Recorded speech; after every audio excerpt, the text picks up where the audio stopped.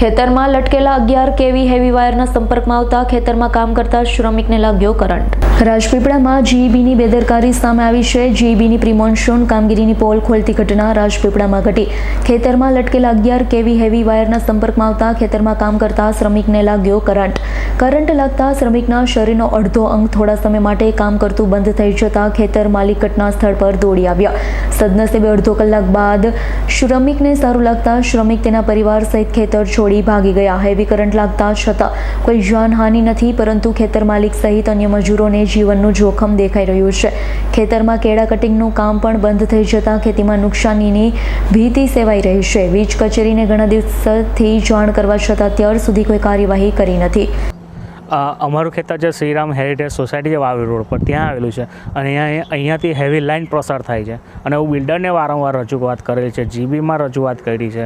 જીબીવાળા આવીને જોઈને ગયા, તે છતાં હજુ સુધી સમારકામ કર્યું નથી। અને આજે જે મજૂર આવે હતા, અમારે તો કટિંગનું કામ ચાલે છે કેળાનું, અને જે કેળાનું કટિંગનું કામ કરતા હતા એમાંથી એક મજૂરને કરંટ લાગવાથી એ સૂન મારીને ત્યાં બેસી ગયો હતો અને એની વાઈફે મને ફોન કર્યો કે આવી રીતના કરંટ લાગ્યો છે। હું તરત જ ઘરેથી આવી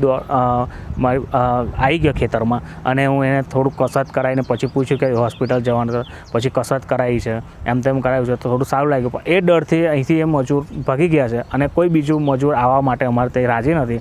અને હમણાં હાલ કટિંગનું કામ છે અને જો આ વાયર વહેલી તકે જો આ વાયરને હટાવવામાં નહીં આવે અને મને બહુ મોટું નુકસાન થાય છે। અત્યારે જે હેવી લાઇન જાય છે 11 કેવીની એ અમારા ખેતરમાંથી પસાર થાય છે, નીચે વાયર નમી ગયા છે અને એના લીધે અમારા મજૂરને કરંટ લાગ્યો છે। આજે જે ખેતરમાંથી હેવી લાઇન જાય છે 11 કેવીની અને જે ઇન્સ્યુલેશન વાયર છે એ આખા નીચે આવી ગયા છે, નમી ગયા છે વાયરો, અને અમુક જગ્યાએ ક્રેક થઈ ગયા, બળી ગયા છે અને જે વિસ્તારમાં આપણે જઈએ એ વિસ્તારમાં કરંટ લાગે છે। અને આ ખેતરમાં અમે જઈએ તો અમારા પણ જીવને જોખમ છે અને જો આ જીબીવાળા જો વહેલી તકે સમારકામ ના કરે તો અમારા પર પાકને બહુ મોટું નુકસાન થાય તેમ છે।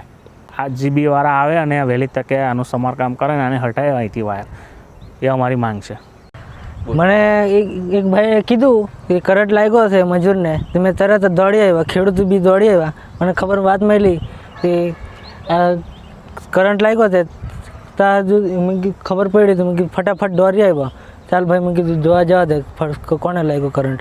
તો કરંટ 2-6 આવતો તો મેં ફટાફટ દોડીને આવ્યો। એક ભાઈએ ખેતરવાળાએ કીધું કે કરંટ લાગ્યો એક ભાઈને। હાલત હજુ કપોડી છે, થોડુંક હાથ કામ નથી કરતું। ખેતરમાં કીધું દવાખાને લઈ જાઉં તો બી ગયા કે પછી ડરી જાય, શોર્ટ લાગશે, ફાંસો બી કામ કરશો એટલે ફાંસો કરંટ લાગશે એવું કરીને ભાગી ગયા। પછી ખેતર માલિકે કીધું દવાખાને કસરત કરી આપી ખેતર માલિકે, પછી ડરી જાય એટલે જતા રહ્યા। પછી ખેતર માલિકે કીધું દવાખાને તેડી જાવ એટલે પછી ડરી જાય એટલે ઘરે જતા રહ્યા। દીપક જગતાપનો રિપોર્ટ, S9 ન્યૂઝ, રાજપીપળા। અમારી તમામ માહિતીથી અપડેટ રહેવા માટે જોડાયેલા રહો S9 ન્યૂઝ સાથે।